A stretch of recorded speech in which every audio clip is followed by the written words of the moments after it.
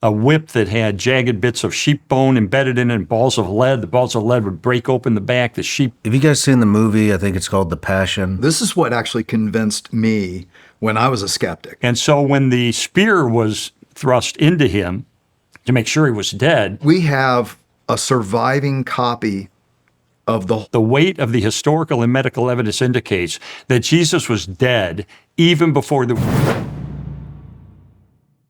Yeah, I mean, I would go back a little further to the Garden of Gethsemane, where Jesus, it says, sweated blood.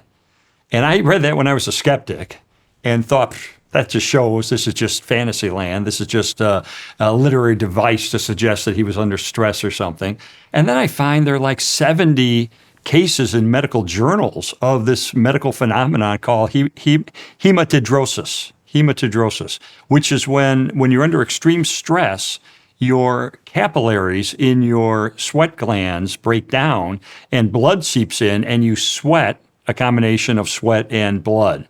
And so there's actually a medical support for that description of Jesus sweating blood. But the other thing that happens with that medical phenomenon is that it makes your skin ever more sensitive.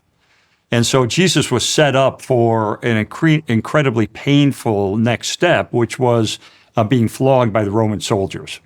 Now, there's only like a sentence or so in the Bible that says he was flogged, but that was a incredibly brutal experience, that he was stripped, that he was tied to a post, that he was beaten with a whip that had jagged bits of sheep bone embedded in it and balls of lead. The balls of lead would break open the back. The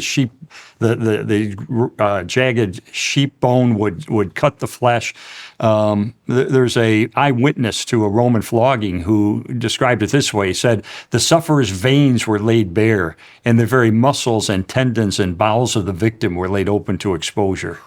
So this was a horrific beating. Yeah, torture. It was a horrific beating that he endured. And it put him in what's called hypovolemic shock, which is shock from a great loss of blood. And you can see evidence of that in the fact he couldn't carry the crossbeam of the cross very far. And also he had great thirst and so forth. So here he is already in critical condition before he's even crucified. And then nails are driven through his wrists, not through the hand, because it would just tear, but driven through his wrists and through his feet. He's hoisted on the cross. And what happens when you're in that position is that it puts incredible stresses on your chest muscles. So you can't breathe. And so you're hanging on that cross. You're having trouble breathing. You can take air in, but you not expel the air. And so you're on the cross, and the only way you can continue to breathe is by lessening the stress on your chest muscles. The only way you can do that is push up with your feet, which of course have a spike through them, and your bloodied back is now scraping against the coarse wood of the cross. And you let up, and you can exhale, and then you inhale again, and then you settle down, and then you just keep going through that motion time and time again until you can't do it anymore. And your acidic qualities are building up in your blood. Your heart rate is now getting irregular, and you actually end up dying of asphyxiation. Ultimately, you can't breathe. That causes your heart to fail. And what's interesting as well is that this would cause fluid to collect around your heart and around your lungs. And so when the spear was thrust into him to make sure he was dead, John interestingly describes water and blood coming out. And people think, oh, well, that's just a metaphor for baptism or something. No. That is what would happen. The pericardial effusion, in other words, the membrane of fluid around the heart and the lung was punctured, and what looked like water would come out as well as blood, and he was declared dead. Now, I used to think like a skeptic, well, wait a minute, maybe he survived the cross somehow. Maybe he fainted and they thought he was dead. Well, that's been disproven 1,000 times in many different ways, but the Journal of the American Medical Association several years ago published an evaluation of the death of Jesus Christ, and the conclusion was, quote, clearly the weight of the historical and medical evidence indicates that Jesus was dead even before the wound to his side was inflicted. So And in fact, the atheist New Testament scholar, Gerhard Ludemann, says it's indisputable that Jesus was truly dead after being crucified. We have no record anywhere of anyone ever surviving a full Roman crucifixion.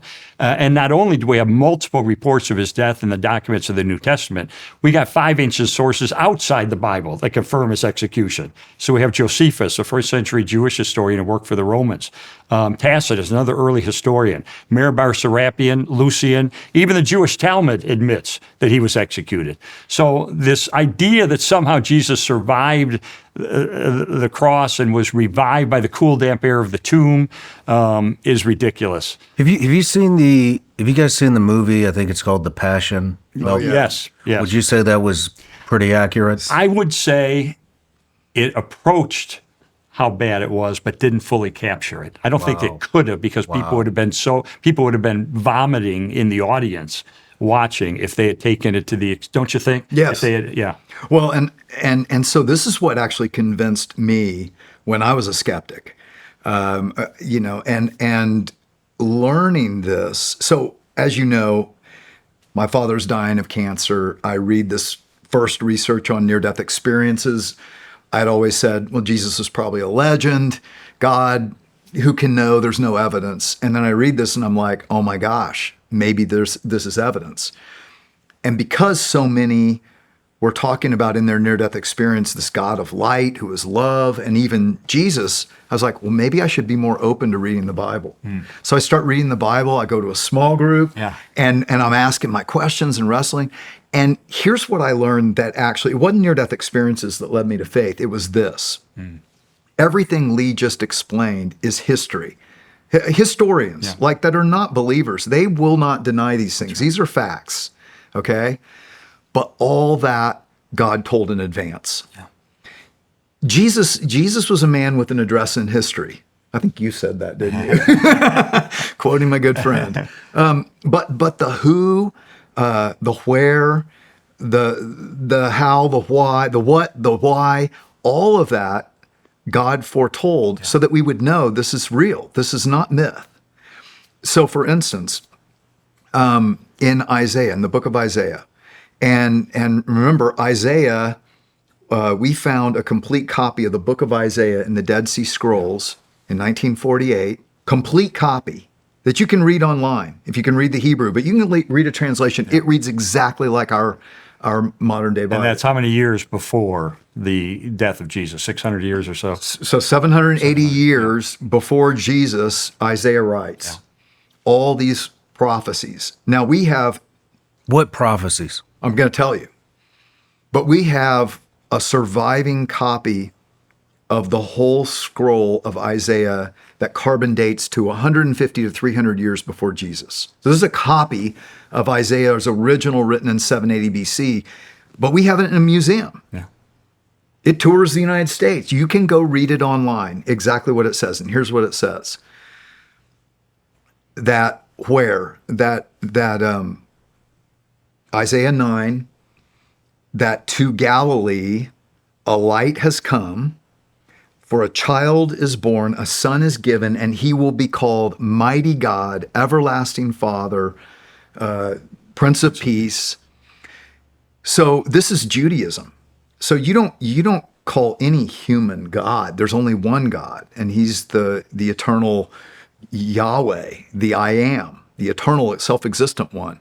And yet here in Judaism in about 780 BC, and even before that with Moses, is this foretelling of this time that God is going to enter into humanity and reveal himself in the form of a son, a child, and come to Galilee. Okay, so that now of the whole world, this is a very specific place, right? Specific identification of a human. He's going to come from the lineage of David. If you've ever read the Bible, you always wonder, why do they put all these stupid genealogies in there? No matter where you're watching Shawn Ryan Show from, if you get anything out of this, please like, comment, subscribe, and most importantly, share this everywhere you possibly can. And if you're feeling extra generous, please leave us a review on Apple and Spotify podcasts.